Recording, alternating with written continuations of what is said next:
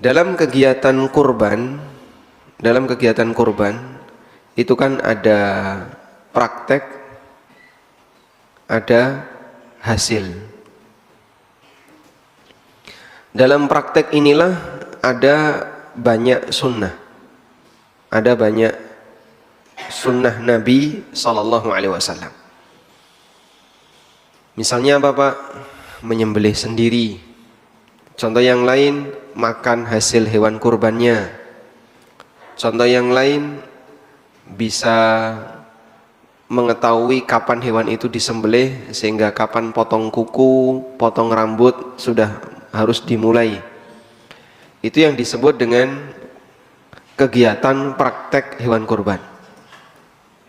Dan ada hasil.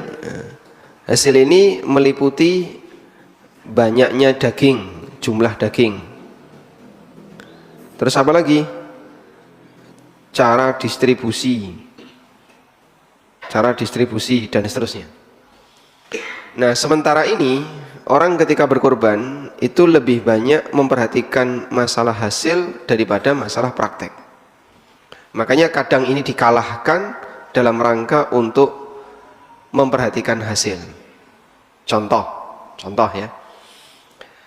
Ada orang yang tinggal di Jakarta, tapi dia merasa di Jakarta ini sudah banyak hewan kurban. Tonggone kurban. Akhirnya kurban itu dikirimlah hewan kurban itu ke Jawa misalnya, ke daerah.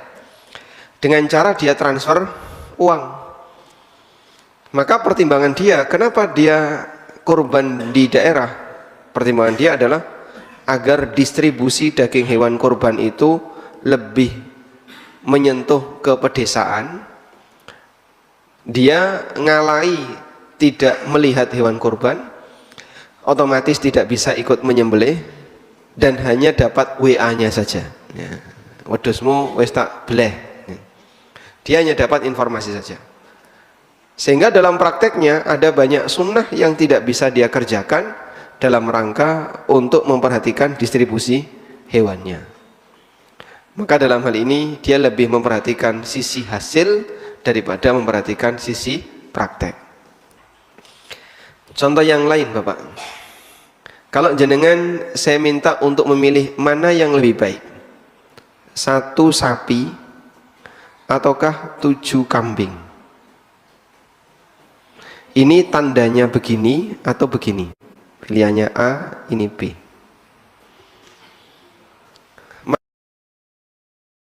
Atau 7 kambing.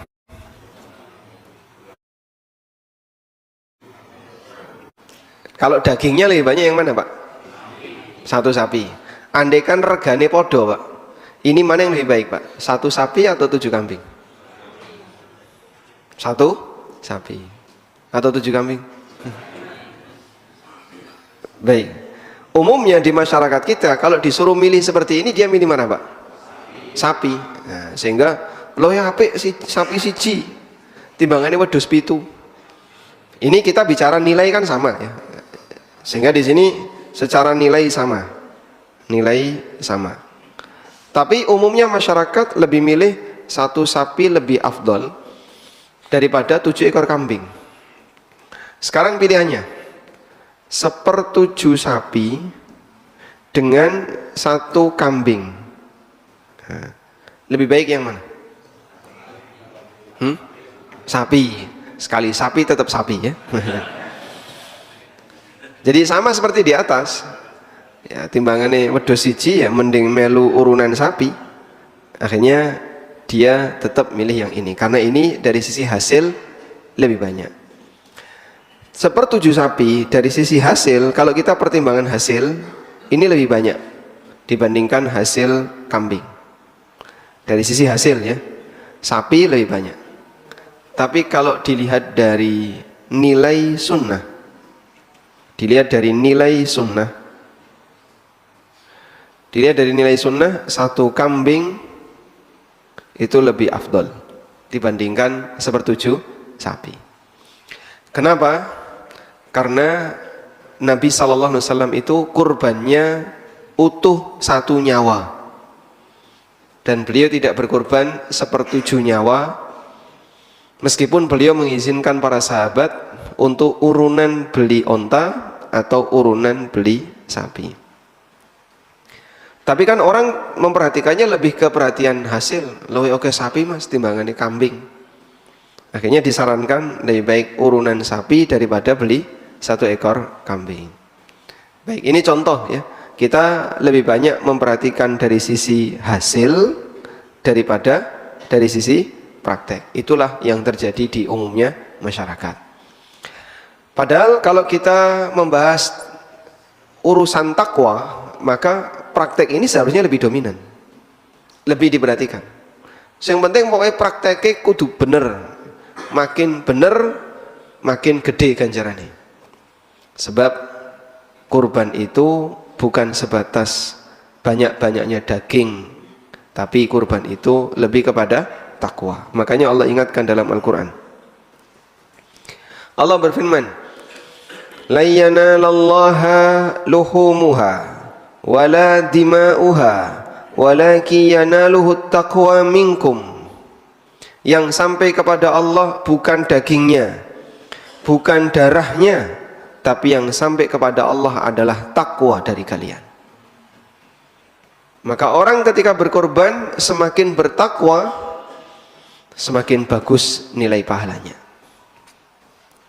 Maka kalau ada orang misalnya dia berkorban namun lebih sesuai dengan aturan Nabi SAW, maka insya Allah nilai pahalanya akan lebih besar. Baik, kecuali jika ada faktor yang lain. Ada faktor yang lain itu misalnya, ya ini dalam rangka untuk mendukung dakwah misalnya. Misal ya, ini di daerah yang menjadi sasaran misionaris. Banyak orang yang maleh agama nih, ya, berubah agama hanya gara-gara apa? Mie instan. Nah, jika mie instan nurut, apalagi wong Jawa dipangku mati. Sampai agama berubah gara-gara masalah panganan. Maka kalau misionaris itu datang dengan membawa Indomie, ya, kaum muslimin datang dengan membawa daging. Lebih mahal mana Pak? Hah? Sehingga sebenarnya kita bisa melakukan islamisasi dengan hasil yang dimiliki oleh masyarakat ketika berkorban. Wah ini kurbannya turah-turah Pak. Di sini jamaahnya dari 300 kakak menyembelih 30 sapi dan 200 kambing. Turah-turah tuh. Nah yang kayak gitu misalnya kemudian dagingnya kita bawa keluar, yang lebih baik gimana? Disembelih di tempat, lalu dagingnya didistribusikan keluar. Tapi kan orang pengen praktis ya, timbangannya ngirim daging, lebih apik ngirim duit. Akhirnya diklik kirim duitnya, lebih praktis daripada ngirim daging. Tapi kalau Anda ngirim duit, nanti Anda tidak bisa menyaksikan penyembelihan, tidak bisa makan hasil hewan itu, sebab dia disembelih di tempat yang lain. Saya pernah dapat cerita ini, katanya ini kejadiannya di Gunung Kidul. Dulu kurban itu kan jarang ya Pak, dulu ya. Sekarang Masya Allah sudah mulai semarak, kesadaran masyarakat untuk berkorban semakin banyak. Padahal dulu itu mungkin hewan kurban itu banyak, tapi yang mau berkorban lebih sedikit. Sehingga satu kampung itu yang korban bisa dihitung. Akhirnya cah cilik itu keliling, ya, golek kira-kira sing sing ana yang nyembelih ya. Nanti biar dapat bagian. Saya masih ingat dulu waktu saya kecil ya. Saking tidak adanya korban ya, sehingga cuman dikasih daging 1 on ya. Ketika korban itu pun dari pondok ya. Dari pondok ngasih daging 1 on. Wah itu senang biasanya. Sekarang per kakak dikasih berapa biasanya? 2-3 kilo itu Masya Allah. Belum lagi jadi panitia. Nah itu ya. Sak keluarga sing metu jadi panitia wong piro? Wong 5 itu kabeh. Sampai ada yang kayak gini Pak. Jadi di kampung itu ada orang nyumbang kurban berupa kambing jantan yang gemuk. Nah, kemudian ditaruhlah di musola atau pokoknya di salah satu warga. Nah, warga ini kerasa eman, wedhus apik kaya ini kok dibeleh.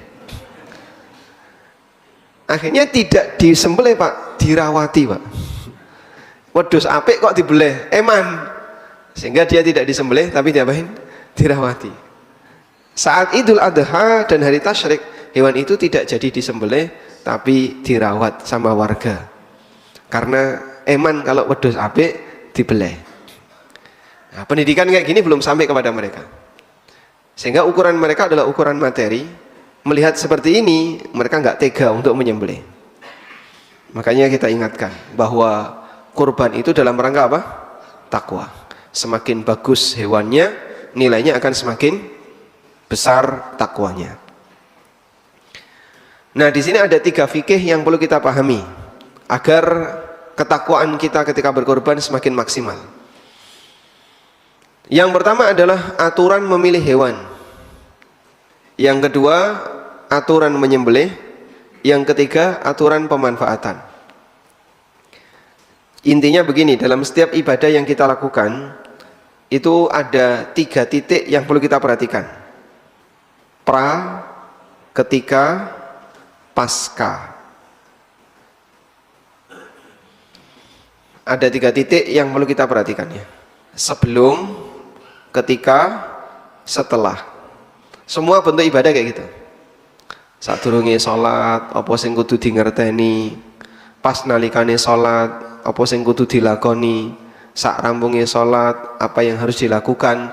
Sehingga ada 3 hal yang harus dilakukan oleh seseorang ketika dia beribadah. Sebelum ibadah, ketika ibadah, dan pasca ibadah. Baik, sekarang kita akan bahas yang pertama. Kita klik yang pertama. Klik ke sini ya. Nah, dalam memilih hewan korban ada 3 unsur kriteria yang perlu diperhatikan berkaitan dengan jenis, usia, dan bebas cacat. Kita langsung menuju jenis. Jenis hewan korban itu apa?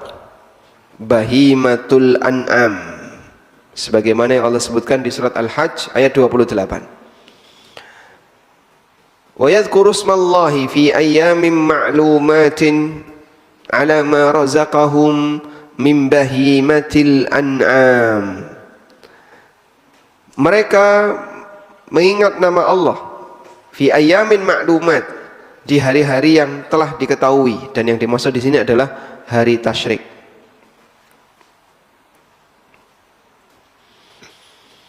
Ala ma razaqahum, terhadap rizki yang Allah berikan kepada mereka, min bahimatil an'am, berupa binatang ternak. Allah sediakan binatang ini untuk dikorbankan oleh manusia. Makanya jumlahnya itu selalu mencukupi Pak. Jadi sempat ada orang yang komentar dalam khutbah, dalam ceramah, kambing itu ketika dikorbankan rata-rata lanang, sapi juga seperti itu. Tapi tidak ada istilah kemudian populasi kambing jantan habis, itu tidak ada. Tahun ini sekian ratus, sekian ribu, besok ada lagi, besok ada lagi.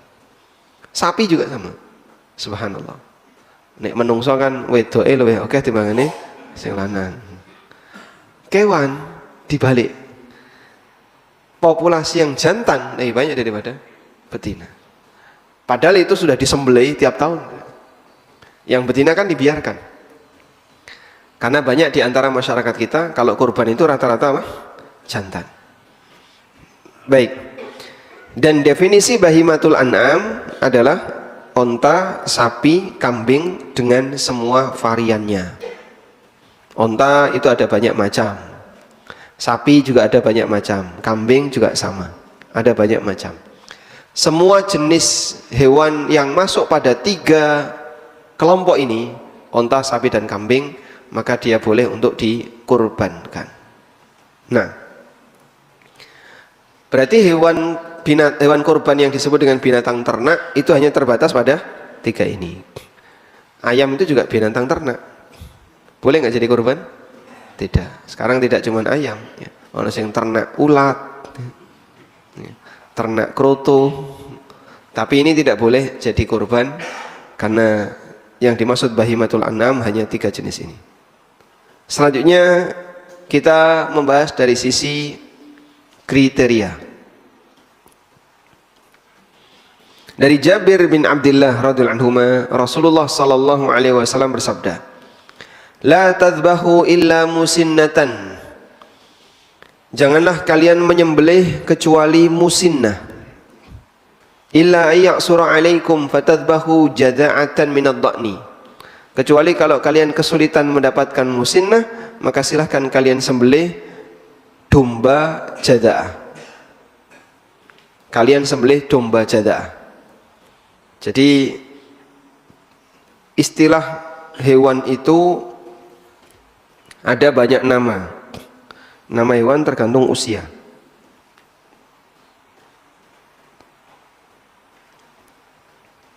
Nama hewan berdasar usia. Kalau dalam bahasa kita, anone wong loro, nek gak pedet sapi, cempe, terus kakaknya cempe apa? Hah? Wedhus. Jadi kita tidak punya banyak istilah. Dalam bahasa Arab, nama hewan berdasarkan usia itu banyak. Ada jada'ah, ada musinnah, ada yang disebut dengan thani, ada bintu labun, ada bintu mahot, dan masih banyak istilah-istilah yang lainnya. Ini dalam bahasa Arab atau orang Arab, menurut orang Arab. Jadi selisih bulan sekian atau selisih tahun itu sudah ada namanya sendiri. Onto umur setahun disebut apa, onto umur 2 tahun disebut apa, umur 3 tahun disebut apa, masing-masing ada namanya. Nah, kita kan tidak punya kayak gitu ya. Ngerti ini kita ya, negak pedet sapi, negak cempe wedhus. Ya. Jadi adanya cuman anaknya saja. Anak kucing jenenge cemeng, ya. Anak jaran jenenge belo. Cuman itu saja. Bawahnya titik-titik rutin rinci itu tidak ada. Kita tidak punya yang seperti itu. Nah, masyarakat Arab lebih detail daripada kita, sehingga yang kecil-kecil itu mereka punya nama. Baik. Sekarang kita fokus di sini, Pak. Jada'ah dengan musinnah. Mana yang lebih tua? Musinnah lebih tua. Musinnah itu kakaknya jada'ah. Musinnah, hewan musinnah itu kakaknya jada'ah. Nah, sehingga jada'ah ini hewan yang masih muda. Sekarang coba kita lihat. Nabi SAW melarang berkorban kecuali hewan musinnah. Nah, kalau nggak punya musinnah, boleh jada'ah tapi yang bentuknya domba, khusus domba. Selain domba nggak boleh jada'ah. Berarti nek wedhus Jawa jada'ah boleh nggak Pak? Nggak boleh, harus musinnah. Sapi jada'ah nggak boleh, harus musinnah. Paham di sini ya? Baik, sekarang apa yang dimaksud dengan kambing jada'ah atau sapi jada'ah, kambing musinnah atau sapi musinnah? Musinnah untuk kambing itu yang genap 2 tahun. Musinnah untuk sapi juga yang genap 2 tahun. Kurang dari 2 tahun tidak sah jadi hewan kurban. Berarti kudu ngerti umure Pak, wajib ngerti umure. Lah saya ngerti umure sinten? Ya saya ngerawat. Karena dia yang jadi bidan ketika lahiran ya. Kemudian dia yang ngerawat sampai gede, sehingga dia tahu ini sapi sudah usia 2 tahun atau belum 2 tahun. Makanya kejujuran bakul sapi itu penting. Kejujuran bakul sapi itu penting. Baik. Nah, sekarang ada sisi masalah ya. Musinnah ini orang menyebutnya poel. Hmm? Betul. Poel. Poel niku napa? Ompong. Giginya sudah rampal. Gigi mana sih Pak yang rampal itu Pak? Gigi mana yang rampal? Ada dokter gigi di sini? Kok dokter gigi? Atau dokter gigi hewan? Dokter hewan ada dokter hewan? Ada katanya masyarakat ini salah dalam, ini pernah disampaikan di seminar waktu di kedokteran hewan UGM ya. Banyak masyarakat nggak ngerti yang dimaksud poel ketika memilih sapi kurban. Akhirnya digerayangi, gerayangi. Rana untune iki. Sapi itu punya gigi nggak Pak? Punya ya. Lantai untu ya raiso ngunyah. Katanya begini ya. Jadi sapi itu giginya sebagaimana kambing. Depan ya gigi seri, terus nanti kosong, kemudian gigi geraham. Jadi depan ada giginya, terus sampingnya ini kosong, belakangnya geraham yang dipakai ngunyah. Ya. Makanya ketika jenengan periksa itu kadang bagian tengahnya itu ada yang kosong. Tapi ketika kita lihat kepala kambing itu dibersihkan, giginya utuh.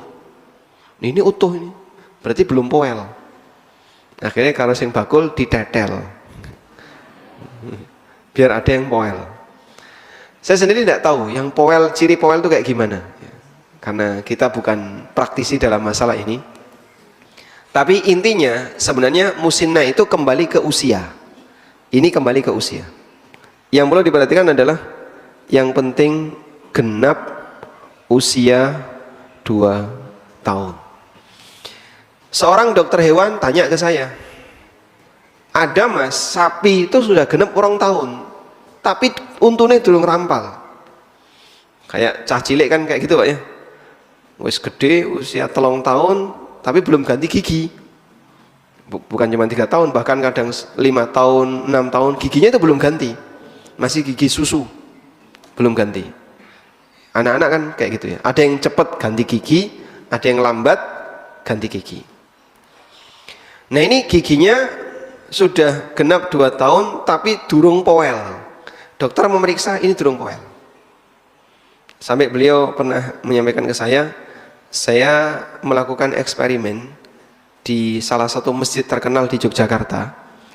Dari sekian puluh sapi kurban yang ada, itu hanya 30% yang poel. Diperiksani semua itu satu-satu. Ini poel.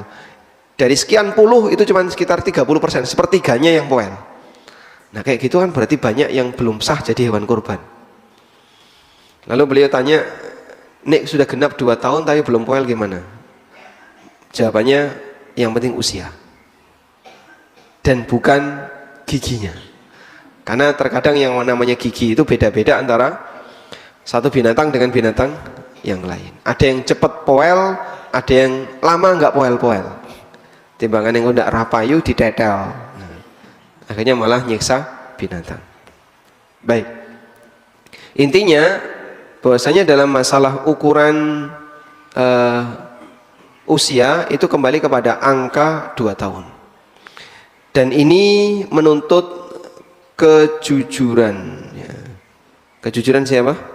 Yang merawat. Maka yang merawat sapi, yang jual sapi harus tahu ini sudah usia 2 tahun atau belum. Baik. Sedangkan musinnah untuk onta adalah 5 tahun. Nah ini lebih lama daripada sapi dan kambing. Kalau jada'ah Pak, nah, kalau jada'ah itu 1 tahun. Dan bisa juga ada sebagian yang mengatakan 6 bulan. Kalau sudah genep 6 bulan, maka gembel sudah bisa disembelih. Kambing, domba sudah bisa disembelih. Sehingga kemarin kita sempat ngukur ya, domba betina usia 6 bulan, rego pinten 1 jutaan. Nah, 1 jutaan itulah ukuran minimal orang disebut wajib kurban. Baik, berikutnya kita akan beralih ke cacat hewan kurban. Jadi tadi sudah kita jelaskan tentang masalah kriteria, selanjutnya cacat hewan kurban. Kalau kriteria memenuhi tapi ada cacat, maka bisa jadi hewan kurbannya tidak sah. Namun tidak semua cacat menyebabkan tidak sah. Coba kita lihat di sini ada 3 macam cacat. Yang pertama, cacat yang menyebabkan tidak sah untuk dikurbankan. Dari Al-Barra bin Azib, Rasulullah SAW bersabda, arba'atun la yajziyanna fil adhahi. Ada 4 jenis cacat yang tidak sah untuk kurban. Yang pertama, al-awra'u al-bayyinu awruha. Buta sebelah matanya yang jelas butanya. Wal maridatul bayyinu maraduha. Yang sakit dan jelas sakitnya. Wal arja'ul bayyinu dhal'uha. Yang pincang dan jelas pincangnya.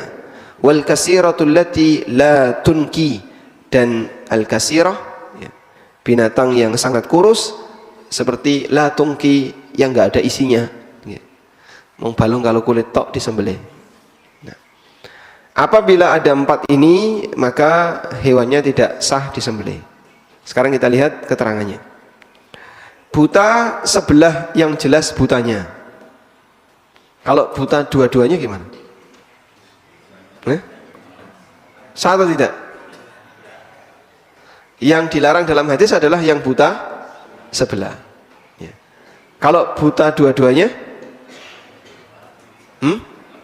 loh, parah timbangannya yang pertama. Itu yang disebut dengan qiyas aula. Qiyas aula itu ketika ada yang lebih parah, maka hukumnya lebih kuat. Jika butanya belum jelas atau rabun, orang yang melihatnya menilai belum buta, meskipun pada hakikatnya buta, maka boleh dikorbankan. Jadi begini Pak, buta yang jelas butanya, jelas buta itu menurut ukuran manusia atau menurut ukuran kambing? Menurut standar manusia atau standar kambing? Manusia. Kenapa tidak menurut standar kambing? Are iso matur arep kondo piye.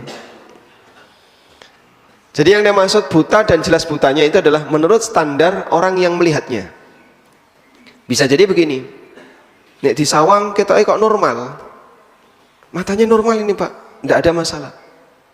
Tapi ternyata putus saraf di belakang, sehingga nggak kelihatan kalau hewan ini sebenarnya buta. Dan hewan ini nggak pernah bilang kalau dia buta. Maka yang kayak gini boleh nggak dikorbankan?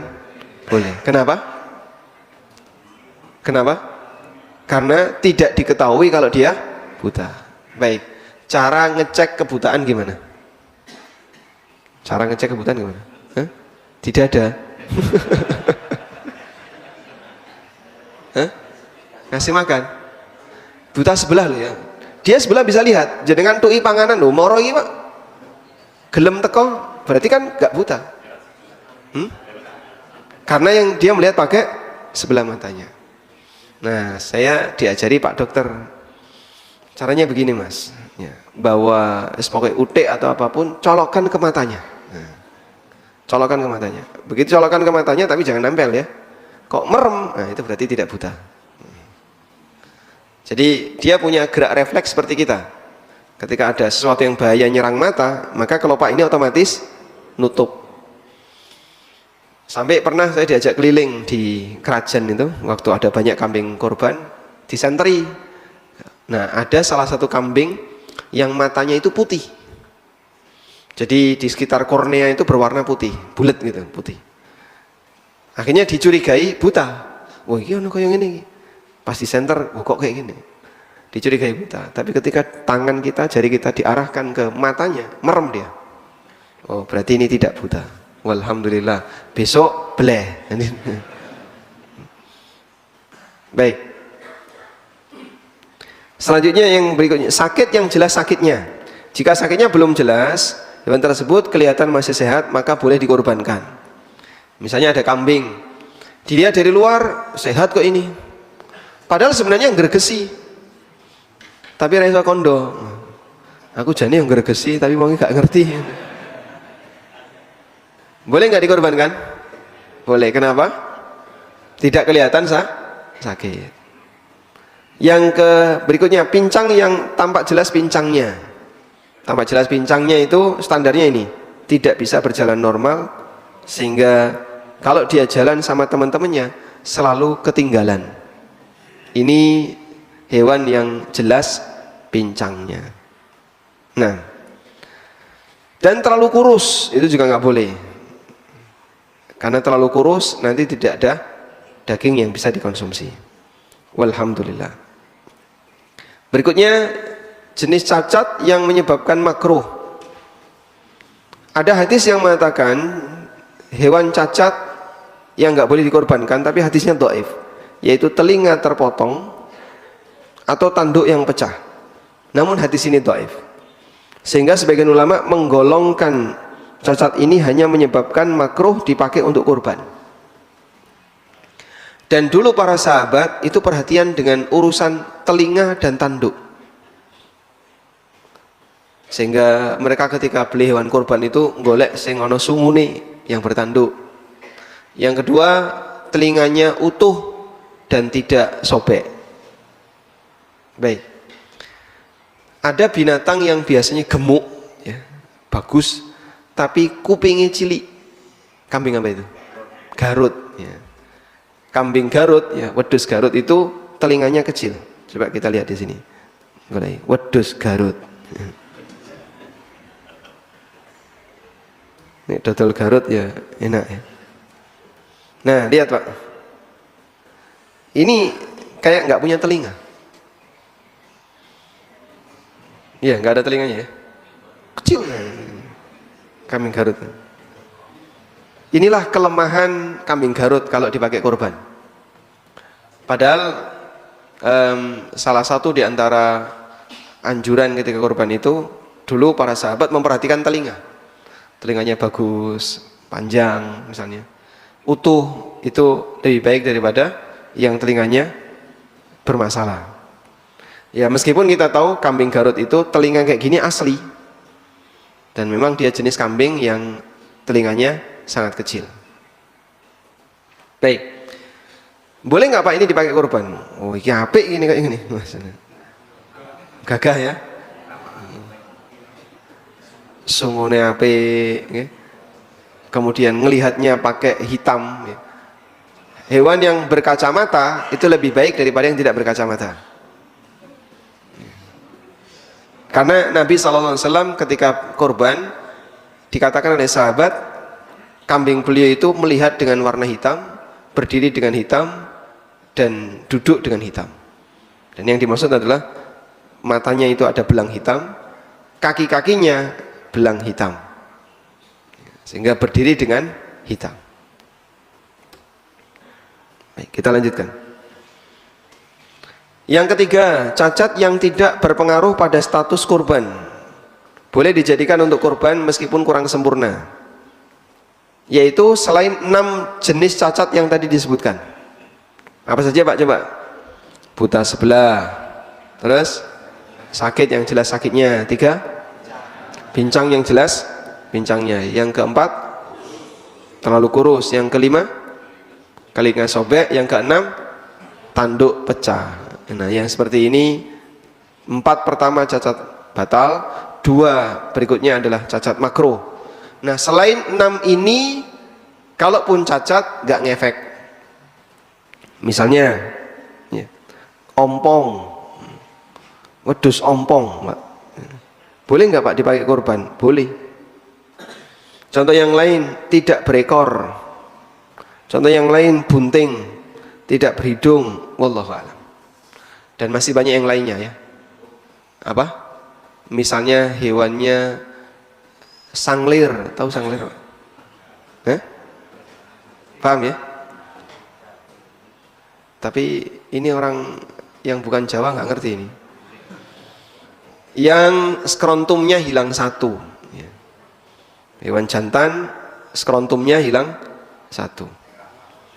Atau hewan yang dia sudah dikebiri, itu cacat ya, tapi cacat ini justru menguntungkan, karena ketika hewan itu dikebiri, ternyata secara umum dagingnya lebih padat daripada ketika hewan itu dikawinkan, yang jantan terutama ya. Maka Nabi SAW pernah menyembelih kambing yang dikebiri, menyembelih kambing yang dikebiri. Dan ini kalaupun disebut cacat, tapi cacat yang sifatnya apa? Tidak mempengaruhi keabsahan hewan kurban. Wallahu a'lam. Baik, sekarang kita beralih ke syarat menyembelih yang syar'i. Bagaimana cara menyembelih yang sah? Ini kudune praktek. Ini praktek kan lebih cepat, Pak. Di luar ada kambing nggak, Pak? Yang pertama, orang yang menyembelih harus mampu berniat, sehingga dia harus mumayyiz dan berakal. Selanjutnya, orang yang menyembelih harus muslim atau ahli kitab. Kalau yang menyembelih kafir, non muslim atau musyrik, nggak boleh menyembelih. Nanti kalau menyembelih jadinya apa? Batal. Dan yang namanya muslim wajib sholat. Muslim wajib sholat. Nek ra tau sholat, non muslim, maka jagal sing gak tahu sholat tidak boleh jadi jagal, kecuali kalau dia hanya nguliti saja nggak apa-apa, tapi kalau ikut menyembelih nggak boleh. Sehingga pastikan kalau ngundang jagal, jagal yang sholat, syukur takmir. Nah, kalau takmir kan mesti melu sholat insya Allah ya. Nggak boleh jagal kok ratau sholat tapi jadi jagal, itu bisa menyebabkan hewan sembelihannya jadi batal. Yang ketiga, ketika melukai hewan punya maksud untuk menyembelih, jika dia melukai hewan bukan dengan maksud menyembelih, maka tidak halal untuk dimakan. Misalnya untuk membela diri, ada kambing yang nyerodok, terus bapak bawa pisau atau bawa tombak, akhirnya ditombakkan terus mati, maka ini tidak boleh dimakan. Karena kita membunuh hewan ini tujuannya bukan dalam rangka untuk memakan dagingnya, tapi tujuannya apa? Dalam rangka untuk membela diri. Nah, selanjutnya, apakah disyaratkan harus diniatkan untuk dimakan? Bagaimana hukum menyembelih tapi niatnya tidak untuk dimakan? Ada dua pendapat ulama dalam hal ini. Ada yang mengatakan tidak harus niat untuk dimakan, ada yang mengatakan harus diniatkan untuk dimakan. Dan insya Allah pendapat kedua ini yang lebih kuat. Kue nyembelih kudu ono niat nanti mau makan dagingnya. Contoh yang tidak ada niat untuk dimakan dagingnya adalah di sini. Nyembelih untuk bahan penelitian. Akhirnya nyembelih ayam tapi tujuannya untuk bahan penelitian. Nah, yang kayak gini nanti ayamnya tidak boleh dimakan ya. Ada salah satu teman dokter hewan ya, atau mungkin jurusan peternakan beliau, yang membuat eksperimen menetaskan ayam dalam waktu yang lebih cepat. Dia buat eksperimen, akhirnya ketika uji coba Pak, Masya Allah, dia itu sampai kasihan, mau metu sirai tapi awalnya lengket dengan telur. Jadi badan bawah ini berupa telur, atasnya kepala ayam. Banyak yang kayak gitu. Iki nek dimbarno wae ora urip. Akhirnya ada yang jadi cuma setengah, ada yang 3/4. Ayam itu jadi 3/4. Kemudian disembelih semuanya. Semuanya disembelih. Baik, ini contoh menyembelih tapi tujuannya apa? Untuk penelitian. Dan ini tidak boleh dimakan karena tujuan ketika nyembelih bukan untuk dimakan dagingnya. Nabi SAW pernah bersabda, "Ma min insanin qatala usfuran." Apabila ada seseorang yang membunuh usfur, membunuh burung usfur yang kecil, fama fauqaha, atau yang lebih kecil daripada itu, bighairi haqqin, tapi tanpa alasan yang benar, maka besok di hari kiamat akan ditanya oleh Allah Ta'ala. Nah, model sing-singane nembak-nembak ya. Burung gereja ditembaki, kenapa ini? Latihan nembak. Latihan nembak kaya makhluk hidup, apalagi kok golek baduke wong, bahaya. Para sahabat tanya, wa ma haqquha, lalu apa haknya? Nabi SAW mengatakan, yadhbahuha fayakuluha, dia sembelih untuk dimakan, tidak boleh dia potong kepalanya, yarmi biha, kemudian dibuang. Dan Ibnu Aqil menyebutkan, Imam Ahmad berpendapat bahwa semua yang dilarang dalam syariat tidak sah sembelihannya. Maka orang nyembelih dalam rangka untuk dipakai penelitian, nanti yang enggak dipakai, misalnya dagingnya atau apanya, tidak boleh dimakan. Wallahu a'lam. Yang kelima, tidak untuk persembahan selain Allah, jelas ya. Yang keenam, tidak diikrarkan untuk selain Allah. Bedanya apa antara yang 5 dan 6 ini, Pak? 5 itu bab niat. Kalau 6 ini ikrar. Ada orang yang menyembelih bismillah saat menyembelih, tapi niatnya tujuannya untuk kanjeng wali yang dia hormati. Ini sembelihannya batal. Yang ke-16 ini bicara ikrar. Ikrar ketika menyembelih harus ikrar untuk menyembelih. Bismillahi Allahu Akbar. Kemudian sebutkan, ini adalah kurban atas namaku dan seluruh keluargaku. Yang ke-7, harus menyebut nama Allah. Kalau nggak nyebut nama Allah, tidak sah. Dan ulama mensyaratkan bacaan basmalah ini harus dilakukan sesaat sebelum menyembelih. Tidak boleh berjauhan ya. Golei pisau sudah baca bismillah. Sudah? Itu bisa 15 menit sendiri dapat pisau. Baru kemudian dia nyembelih. Maka bacaan bismillah 15 menit yang lalu harus diulang. Alat yang digunakan untuk menyembelih harus pisau yang bisa melukai dan mengalirkan darah selain kuku dan gigi. Dari Rafi' bin Hadij radhiyallahu anhu, Nabi SAW bersabda, "Man anharad dam wa dzukira smullahi alaihi fakulu." Apabila alat itu bisa mengalirkan darah dan disebutkan nama Allah, silakan makan. Malam yakun sinnan au zufran, selama bukan gigi atau kuku. Karena ada orang di masa silam ketika nyembelih pakai kuku, dan itu orang Habasyah, sehingga ayam itu pakai jempolan. Nah, itu di jempolan digunakan untuk motong tenggorokan. Ada juga yang pakai gigi, ketika nyembelih digigit. Nah, contohnya apa ini? Hah? Saya pernah lihat video orang kayak gitu, nyembelih ayam itu digigit, terus orangnya jadi kesurupan. Nah, kalau pakai digigit seperti ini, nyembelih ayam dengan cara digigit, haram nanti untuk dikonsumsi. Yang ke-9, harus sampai mengalirkan darah di tempat yang benar. Mengalirkan darah di tempat yang benar itu apa? Kalau onta di bagian bawah. Kalau onta di bagian bawah.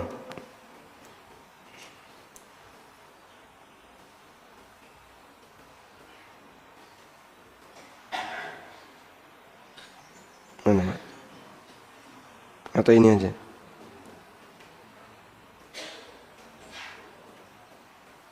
Nah, ini yang disebut dengan nahar onta. Kelihatan kata nahar, Pak? Ya, kelihatan an-nahru ya. Jadi onta itu ketika disembelih, yang dilukai adalah bagian naharnya, bagian pangkal leher. Baik, videonya sudah cukup banyak, insya Allah banyak bapak-bapak yang sudah tahu ya. Sedangkan untuk selain onta, maka di ujung leher dekat kepala yang disebut dengan dzabah. Ya, misalnya sapi kalau disembelih di mana, Pak? Sapi kalau disembelih di ini. Ya. ar-ra'sud daqiq. Ya, ini posisi nyembelih sapi di anak panah kuning yang paling atas kanan. Dan kalau sapi posisi nyembelihnya ditidurkan sebagaimana kambing. Jika keadaannya tidak normal, di mana orang menyembelih tidak mungkin untuk memotong leher hewan, misalnya hewan masuk sumur, maka boleh dilukai dengan cara apapun. Nah, misalnya ada sapi masuk sumur, sapi nyemplung sumur, Pak, maka dia dilukai di bagian sedapatnya. Nah, ketika mengeluarkan darah, kemudian dia mati di dalam, nah, maka dia boleh dimakan karena kondisinya tidak normal. Baik, sekarang kita lihat di sini. Syekh bin Baz menyebutkan penyembelihan yang sesuai syariat itu ada 3. Pertama, terputus tenggorokan, kerongkongan, dan 2 urat leher. Ini yang paling bagus. Tenggorokan, kerongkongan, dan 2 urat leher. Cara memutus 2 urat leher gimana, Pak? Saat nyembelih diputer. Karena 2 urat ini ada di sebelah kanan dan kiri. Makanya ketika nyembelih atas jangan puter. Insya Allah akan lebih cepat mati ketika urat lehernya terputus. Yang kedua, terputusnya tenggorokan, kerongkongan, dan salah satu urat leher. Sembelihnya sudah benar, halal, dan boleh dimakan meskipun keadaan ini derajatnya di bawah kondisi yang pertama. Yang ketiga, terputusnya tenggorokan dan kerongkongan saja, tanpa 2 urat leher. Sebagian ulama mengatakan sembelihannya halal. Dan insya Allah pendapat yang benar halal. Wallahu a'lam. Baik, bisa dipahami insya Allah? Tinggal praktek ya. Hah? Besok Selasa urunan tuku wedhus. Tapi insya Allah kalau di zaman sekarang nyembelih itu hal yang biasa ya, sehingga banyak orang yang sudah pintar untuk nyembelih hewan. Wallahu a'lam. Demikian yang bisa kita bahas, semoga bermanfaat. Wassallallahu ala nabiyyina Muhammadin wa ala alihi wa sahbihi wasallam.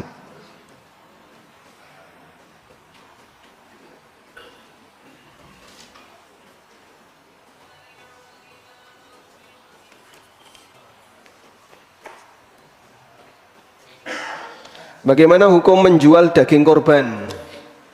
Jika yang menjual bukan sahibul korban, boleh.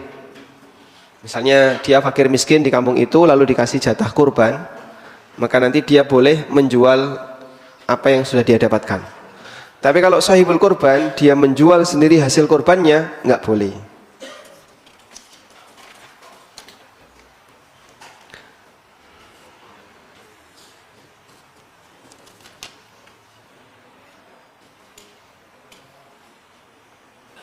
Assalamualaikum. Waalaikumsalam. Bolehkah sahibul korban minta jatah buat keluarganya yang miskin? Misalnya minta 4 bagian, minta 10 bagian pun boleh. Dia boleh minta lebih, apalagi tadi niatnya mau dibagikan ke keluarga yang miskin, sehingga Anda kasihkan boleh lebih dari 1. Misalnya dikasih 4, kasih 5, silahkan. Apakah hasil kurban harus ditimbang? Jawabannya tidak harus. Untuk pembagian dagingnya untuk sahibul kurban dan warga, ya tidak harus. Tapi kalau bapak ibu mau presisi, mau lebih baik, detail dalam bagi ke warga dan masyarakat, ya mau tidak mau harus ditimbang, biar tahu apa total beratnya, sehingga pembagiannya nanti bisa semakin merata, meskipun tidak harus. Saat prosesi pemotongan hewan kurban, biasanya panitia mengambil daging kurban sebagai konsumsi panitia di masjid. Boleh atau tidak? Insya Allah tidak masalah.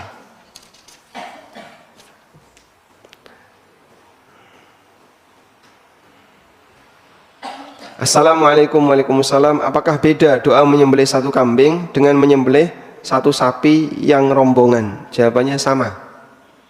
Ya. Sehingga kalimatnya, karena dalam menyembelih kan tidak menyebutkan nama hewan, tapi menyebutkan nama kegiatan. Bismillahi Allahu Akbar, Allahumma hadha wa minka, Allahumma hadha minka walaka an fulan fulan fulan fulan fulan wong pitu, dari atau dari 7 orang yang merupakan pemiliknya. Nah, seperti itu juga boleh. Sehingga kita gunakan kalimat umum bahwa ini dari sekian orang yang merupakan pemiliknya.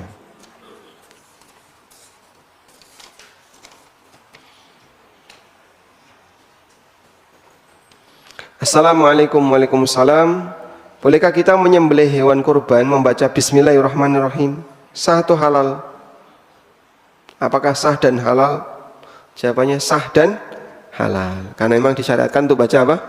Bismillah. Lengkap atau pendek Pak? Dua-duanya boleh. Boleh Bismillah saja, boleh Bismillahirrahmanirrahim.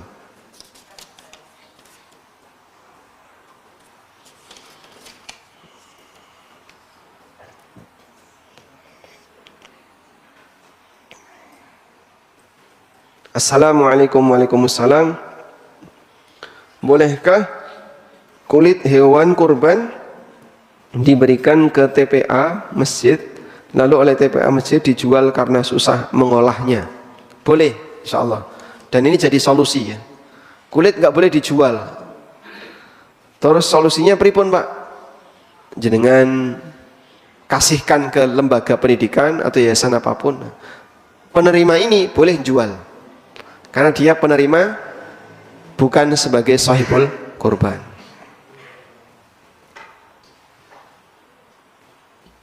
Assalamualaikum. Waalaikumsalam. Apakah wajib sahibul kurban melihat sembelihan kurban yang jauh dari rumah? Jawabannya tidak wajib. Anda boleh cuma dapat kabar saja, Pak, menginfo sudah kami makan. Kalau diinfo sudah disembelih, ya berarti Bapak sudah boleh potong kuku. Nah.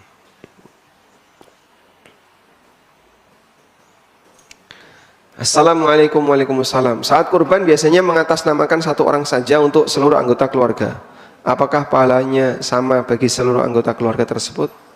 Insya Allah sama. Atau bisa jadi kepala keluarga lebih besar karena dia yang beli kambing, dia yang nyembelih, sehingga dia berhak pahala yang lebih banyak.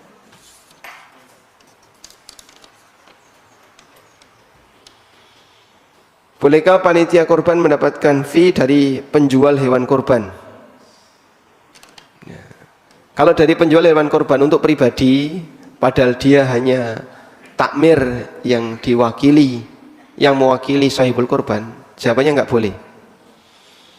Ya. Maka yang boleh dilakukan adalah hadiah itu diberikan ke masjid sebagai potongan harga ke panitia, dan nanti akan dikembalikan ke sahibul korban. Wallahu a'lam. Bolehkah takmir masjid menyimpan kepala dan jeroan untuk pembubaran panitia?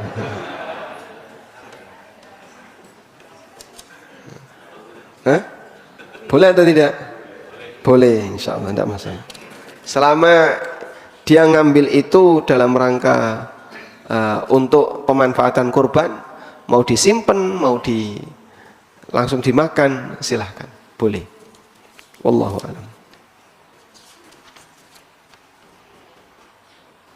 Assalamualaikum. Waalaikumsalam. Hukum berkorban atas nama perusahaan selain orang tidak sah karena sapi itu maksimal 7. Atas nama perusahaan, perusahaan ini berapa Mas pemilik sahamnya? Banyak, ya enggak bisa. Sehingga kurban di sekolah, urunan sak sekolahan cukup untuk beli seekor kambing, itu sah nggak sebagai korban? Tidak. Terus gimana nyebutnya Pak? Hah? Latihan korban. Ya. Kalau mau sah caranya gimana?